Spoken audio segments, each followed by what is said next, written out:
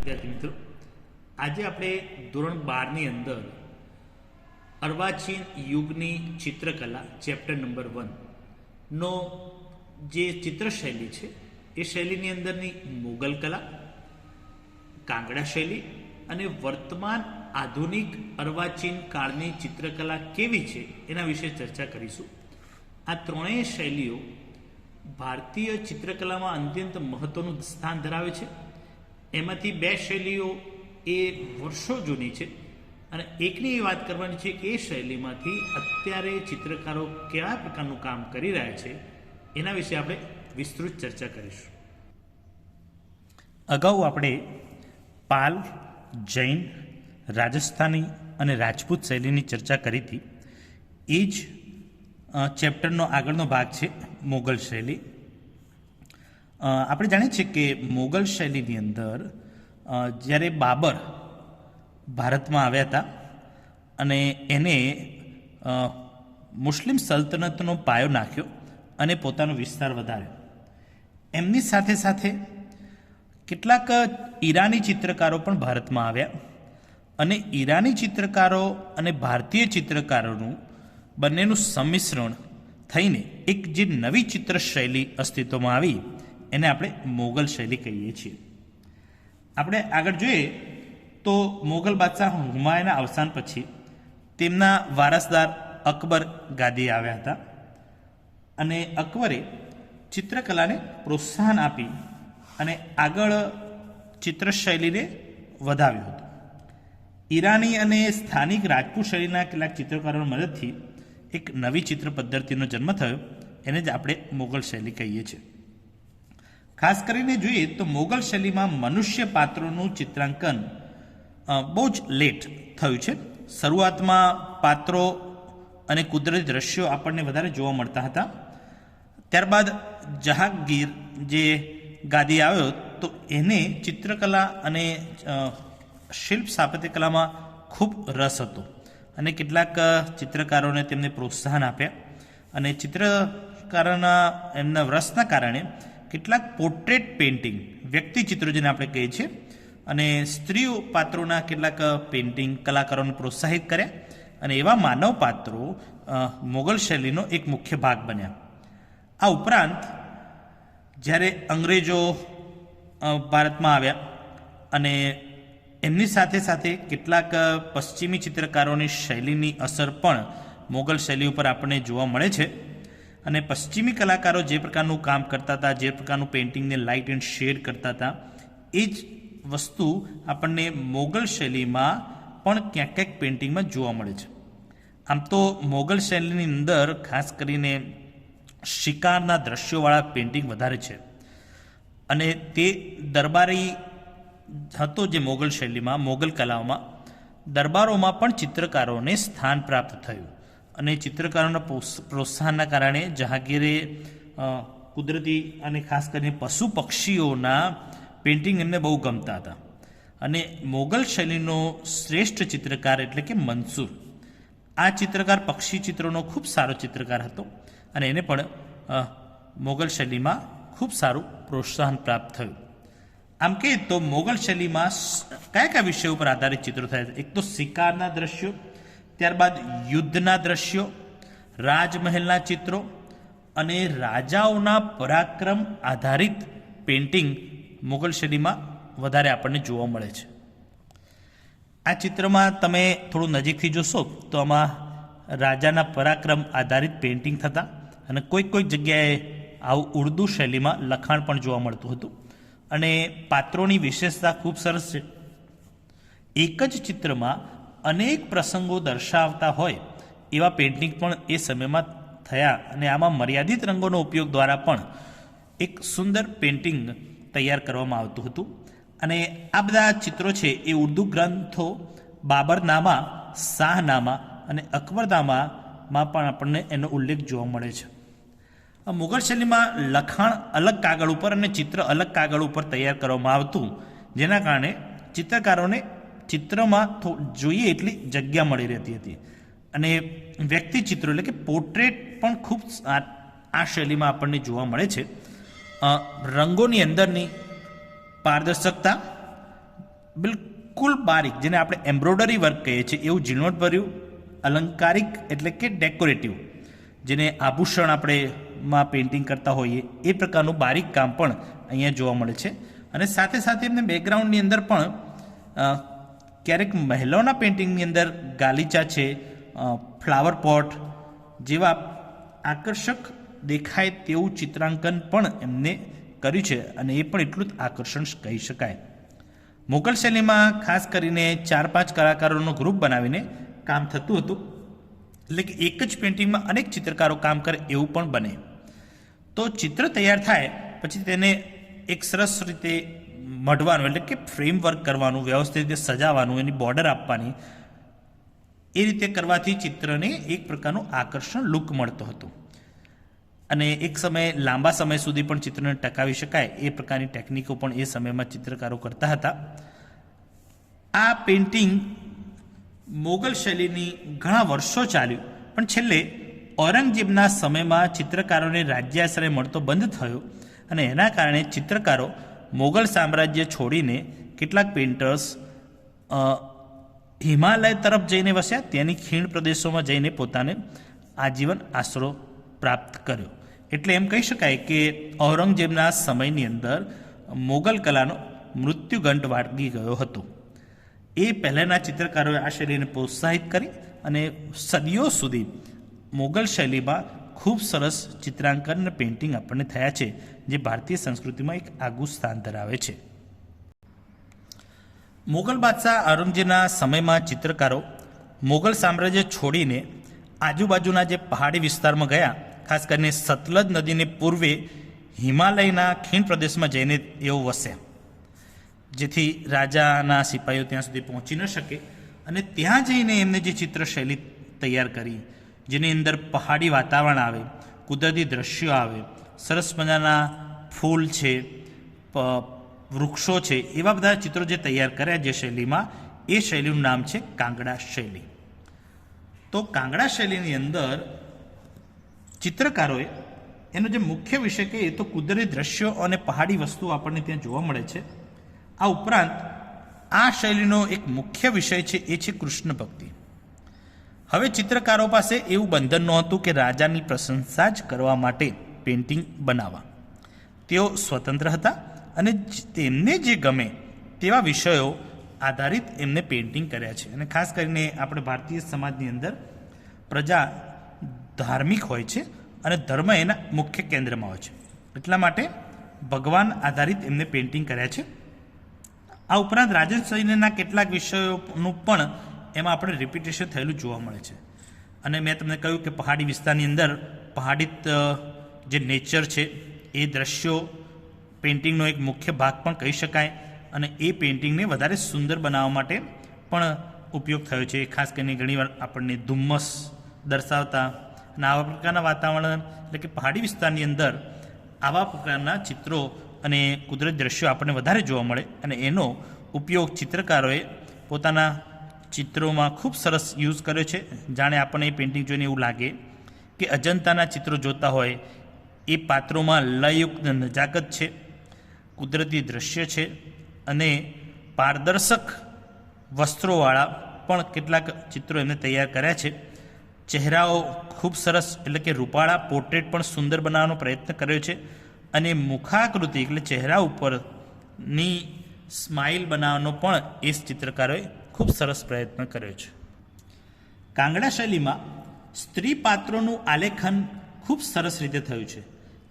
ચહેરા ઉપરની ભાવપૂર્ણ નજાકત કાવ્યાત્મક છે, અને શરીર નાજુક એનોટોમીનો સરસ ઉપયોગ પ્રમાણસર કરવામાં આવ્યો છે. સીધી અણીવાળું નાક, ગોળ મુખમંડપ ઉપરનું ઢળતું કપાળ એ આ શૈલીના પાત્રોની વિશેષતા કહી શકાય. અને એની અંદર કોમળતા, લય ખૂબ સરસ રીતે ચિત્રકારે ઉમેર્યો છે. અને ખાસ કરીને જોઈએ તો પુરુષોમાં કૃષ્ણના જીવન પ્રસંગો આલેખન પણ એટલું જ સુંદર થયું છે. કેટલીક જગ્યાએ કાશ્મીરની હિમાચ્છાદિત ગિરિમાળાઓ એટલે પર્વતની હારમાળાઓ પણ ચિત્રમાં સૌંદર્યને દર્શાવવામાં આવી છે, અને એના કારણે ચિત્ર ખૂબ સરસ લાગતું હોય છે. આ શૈલી કાંગડા પ્રદેશમાં વિકસિત થઈ, એટલે કે હિમાચલ પ્રદેશની અંદર આજે એક કાંગડા પ્રદેશ આવેલો છે અને એક આજે ડિસ્ટ્રિક્ટ છે, અને એ પ્રદેશની આસપાસ આ ચિત્રશૈલીનો વિકાસ થયો હતો. એટલે પહાડી વિસ્તારના ઉલ્લેખ આમાં વધારે જોવા મળે છે અને એવું કહી શકાય કે કાંગડા શૈલીનો શ્રેષ્ઠ અને મહાન ચિત્રકાર એનું નામ છે મૌલારામ. આ શબ્દ અને આ નામ તમારે યાદ રાખવાનું છે. આ ઉપરાંત હરિદાસ નામના ચિત્રકાર પણ એ સમયમાં ખૂબ ખ્યાતિ પ્રાપ્ત કરી હતી. તો આ થઈ કાંગડા શૈલીની વિશેષતા. આ બે પેઇન્ટિંગની અંદર બંને પેઇન્ટિંગ કાંગડા શૈલીના છે, જેની અંદર આપણે આ પહાડ જોઈ રહ્યા છે અને કલાત્મક વૃક્ષોનો પણ પેઇન્ટિંગમાં ખૂબ સરસ ઉપયોગ કરવામાં આવ્યો હતો. આ ઘરની અંદરનું દ્રશ્ય નારી પાત્રોની સુશોભન અને ઓઢણીમાં પણ અહીંયા જોશો તો પારદર્શક ટ્રાન્સપરન્સી ચિત્રકારોની વિશેષતા કહી શકાય. ગાલીચાઓનું સુશોભન અને પાત્રોના પહેરવેશો પણ એટલા જ સુંદર બનાવવાનો પ્રયત્ન કરવામાં આવ્યો છે. તો આ પેઇન્ટિંગની વિશેષતા છે. હવે વાત કરી છે આપણે અર્વાચીન યુગની ચિત્રકલાની, એટલે કે પેઇન્ટિંગ ઓફ ધ મોડર્ન એરા, એટલે કે આધુનિક ચિત્રકારો કયા પ્રકારના પેઇન્ટિંગ કરતા હતા. તો અત્યાર સુધીનો આપણે જે ચિત્રકલા જોઈ એ કેમેરો જ્યારે શોધાયો નહોતો એ પહેલાંની હતી અને મોટાભાગના ચિત્રકારો રાજ્ય આશ્રિત હતા. હવે ચિત્રકારો માટે જ્યારે કેમેરાની શોધ થઈ ત્યારે અનેક ચિત્રકારો વાસ્તવિક ચિત્રો દોરતા થયા હતા. અનેક મહિનાઓ સમય સુધી ચિત્ર થતું. એ જ કામ કેમેરાએ ખૂબ ઝડપથી કરી આપ્યું. એટલે ચિત્રકારોએ કંઈક નવું આપવાની ફરજ પડી. એવું નવું કામ આપવાની ફરજ પડી જે કેમેરો ન કરી શકે. એટલે ધીમે ધીમે ભારતમાં જ્યારે આખી શાસન વ્યવસ્થા નદીઓના વહેણની જેમ બદલાતી રહી છે, રાજ્યાશ્રિત રહેલી રાજપૂત કલા, મોગલ કલા અને પછી રાજ્યાશ્રિત રહેલા ચિત્રકારો હિમાલયની ખીણના પ્રદેશમાં જઈને વસ્યા. ત્યાંથી કાંગડા શૈલી વિશે થોડું જાણ્યું, સમજ્યા.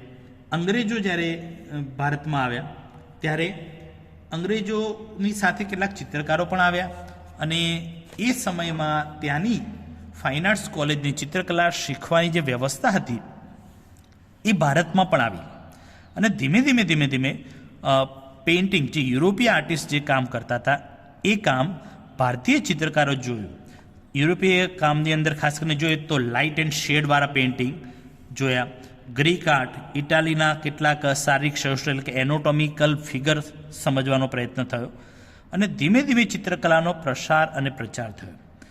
તો કલાકારોને વિશ્વની ચિત્રકલા સાથે તાલ મિલાવવાની એક તક મળી. સમય જતાં જતાં ચિત્રકલામાં વિધિસરનું શિક્ષણ પ્રાપ્ત કરવાની એક વ્યવસ્થા ઊભી કરવાની વાત મૂકવામાં આવી અને સમય જતાં મુંબઈની અંદર ભારતની સૌ પ્રથમ જે સ્કૂલ ઓફ આર્ટની સ્થાપના થઈ. આ સંસ્થાની અંદર ફાઇન આર્ટ્સનો વિધિસરનો અભ્યાસક્રમ ચિત્રકાર શીખી શકે એવી પહેલી સંસ્થા થઈ અને એની અંદર ચિત્રકારોએ યુરોપીય ચિત્રશૈલીમાં જે અભ્યાસ કરાવવામાં આવતો યુરોપીય કન્ટ્રીની અંદર એઓ શીખ્યા. સમય જતાં આ કોલેજની અંદર ભારતીય ચિત્રશૈલીનો પણ સમાવેશ થયો.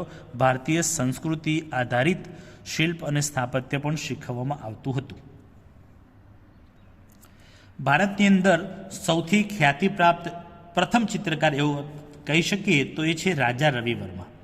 તેમને ઓઇલ પેઇન્ટિંગની અંદર ખૂબ સરસ પેઇન્ટિંગ બનાવ્યા. ધીમે ધીમે વિદેશી ચિત્રશૈલીનો પ્રભાવ જોવા મળ્યો, કારણ કે એ એટલું બધું આગળ એડવાન્સમાં કલર યુઝ કરતા હતા કેનવાસ ઉપર. તો એ શૈલીનો પ્રભાવ પણ ભારતીય ચિત્રકારોમાં જોવા મળ્યો અને ધીમે ધીમે કલાના પ્રસાર અને પ્રચાર માટે કોલકાતાની અંદર પણ શાંતિ નિકેતનની સ્થાપના થઈ અને આ કલામાં આ સંસ્થાની અંદર અનેક ચિત્રકારો તૈયાર થયા. આધુનિક ચિત્રકલા પ્રવાહોનો અભ્યાસ કર્યો અને એ એમના પેઇન્ટિંગમાં આવ્યો. ધીમે ધીમે એબ્સ્ટ્રેક્ટ પેઇન્ટિંગ પણ આવ્યું અને સેમી રિયાલિસ્ટિક પેઇન્ટિંગથી પણ ઘણા પેઇન્ટરે ખૂબ સરસ કામ કર્યું. આધુનિક ચિત્રકલાના વિકાસ કરવામાં ખાસ કરીને જોઈએ તો કલાગુરુ રવિન્દ્રનાથ ટેગોર, નંદલાલ બોઝ, દેવી પ્રસાદ રાય ચૌધરી જેવા ઉત્તમ અને મહાન ચિત્રકારોએ ખૂબ સરસ પેઇન્ટિંગ તૈયાર કર્યા. જે પછીના ચિત્રકારો માટે એક માર્ગદર્શક પણ બની રહ્યા. ઉત્તમ પ્રકારના પેઇન્ટિંગના સર્જનના કારણે પછીના ચિત્રકારોએ પણ એ પ્રકારનું કામ શીખવા અને સમજવાની હિંમત પણ દર્શાવી. કેટલાક કલાકારો જાપાની શૈલી, ચીનની ચિત્રશૈલી અને ઇજિપ્તી કલાનો અભ્યાસ કરીને પણ ભારતીય ચિત્રો સર્જનમાં એ કલાનો કોઈક એક્સપેરિમેન્ટ પણ એમાં આપણને જોવા મળે છે. બંગાળી ચિત્રકારોમાં ખાસ જોઈએ તો ગગનેન્દ્રનાથ ટેગોર જેઓએ પશ્ચિમના ભૌતિકવાદ એટલે કે ક્યુબિઝમ, ચોરસ, ત્રિકોણ, લંબચોરસ એવા ક્યુબિઝમ ફોર્મનો ઉપયોગ કરીને પણ સરસ મજાના પેઇન્ટિંગ તૈયાર કર્યા. આ ઉપરાંત જેમિની રોય બંગાળી શૈલી અને ભારતીય શૈલીમાં પાત્રોની નવીનતાનો પ્રયોગ કર્યો. આ જેમિની રોયના ચિત્રો છે, તમે જોશો તો પાત્રોને એક જુદી રીતે રજૂ કરવાનો પ્રયત્ન કર્યો છે. આંખ, નાક અને પોતાની એક આગવી શૈલી, જેને આપણે લોકકલા કહીએ છીએ, એ એમને વિકસાવી હતી. તો ચિત્રકારો આ પ્રકારના એક્સપેરિમેન્ટ કરતા થયા હતા. કુમારી અમૃતા શેરગિલે ફ્રેન્ચ કલાની અસરવાળા પણ પેઇન્ટિંગ કર્યા, કારણ કે વિદેશમાં અભ્યાસ કર્યો હતો અને એમને ભારતીય જે પુરાતત્વ વિભાગ પેઇન્ટિંગ, અજંતા, ઇલોરા અને શિલ્પ સ્થાપત્ય સમજીને એમાં ભારતીયપણું પણ ઉમેર્યું. આ એમનું યંગ ગર્લ્સ નામનું પેઇન્ટિંગ, જેને એમને એવોર્ડ મળે તો. ત્યારબાદ આ પાત્રો તમે જોશો તો ભારતીય ચિત્રશૈલી જેવા લાગે. આ બધા પેઇન્ટિંગ એમના ખૂબ જાણીતા છે, અમૃતા શેરગિલના. તો અત્યારે આધુનિક ચિત્રકારો આવા પ્રકારના સેમી રિયાલિસ્ટિક પેઇન્ટિંગ કરતા થયા હતા. સમય જતાં આપણો દેશ આઝાદ થયો. ચિત્રકારો પોતાને ગમે એવા પેઇન્ટિંગ બનાવતા થયા. રાષ્ટ્રભક્તિને ઉજાગરતા પણ ચિત્રો તૈયાર થયા. અને ખાસ કરીને જોઈએ તો ગુજરાતની અંદર શ્રી રવિશંકર રાવળે એટલે કે કલાગુરુ રવિશંકર રાવળે જે ચિત્રકારોને ચિત્ર શીખવું હતું એના માટે ઘર આંગણે કલાશાળા શરૂ કરી, એટલે કે ડ્રોઈંગ શીખવાના ક્લાસ શરૂ કરે. કારણ કે એ સમયમાં કોઈક પદ્ધતિસરની શૈક્ષણિક સંસ્થાઓનો શરૂ થઈ નહોતી. તેથી ચિત્રકારોને થોડુંક પ્રોત્સાહન મળ્યું અને શીખવાની તક પણ મળી. અને એના કારણે ગુજરાતમાં પણ ખ્યાતનામ ચિત્રકારો તૈયાર થયા.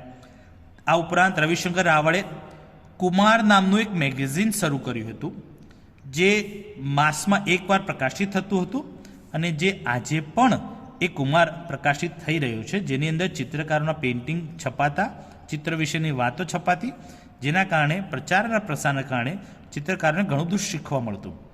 આ ઉપરાંત રવિશંકર રાવળે અજંતાના કલા મંડપો જેવા પુસ્તકો પણ તૈયાર કર્યા, જેની અંદર ભારતીય સંસ્કૃતિમાં અજંતાના પેઇન્ટિંગનું શું સ્થાન છે એ લોકો સમક્ષ તેમને મૂક્યું. સમય જતાં અમદાવાદમાં Seth C N college of fine arts શરૂ થઈ અને એની અંદર શ્રી રસિકલાલ પરીખ, સોમાલાલ શાહ ઉપરાંત અનેક ચિત્રકારો તૈયાર થઈ અને ચિત્રકલાની સેવા કરી હતી.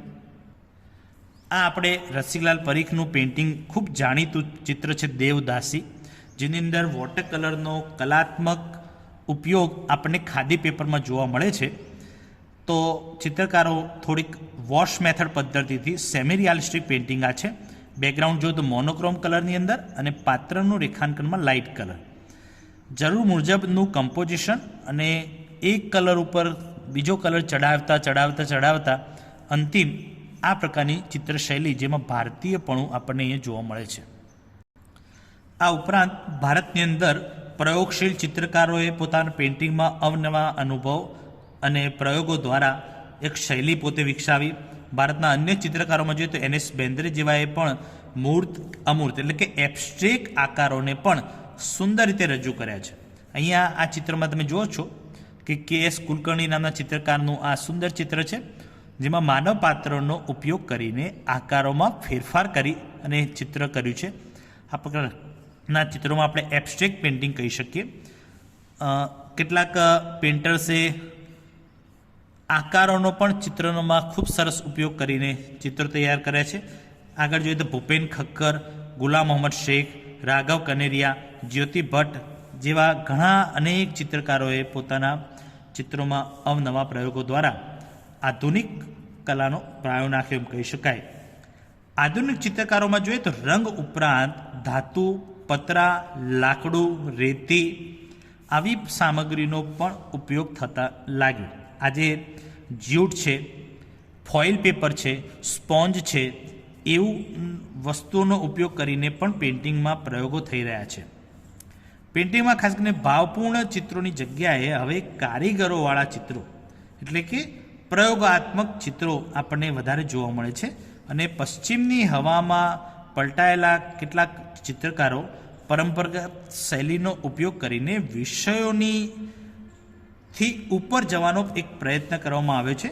વિષયના બંધનમાં બંધાયા વગર એક નવીન સર્જન અને પેઇન્ટિંગ કરવાનો એક આનંદ પ્રાપ્ત કરવાની પદ્ધતિ આજે ચિત્રકારોમાં ખ્યાતિ પ્રાપ્ત થઈ છે અને પ્રયોગાત્મક પેઇન્ટિંગ થઈ રહ્યું છે, જેને આપણે અત્યારે મોડર્ન આર્ટ કહીએ છીએ.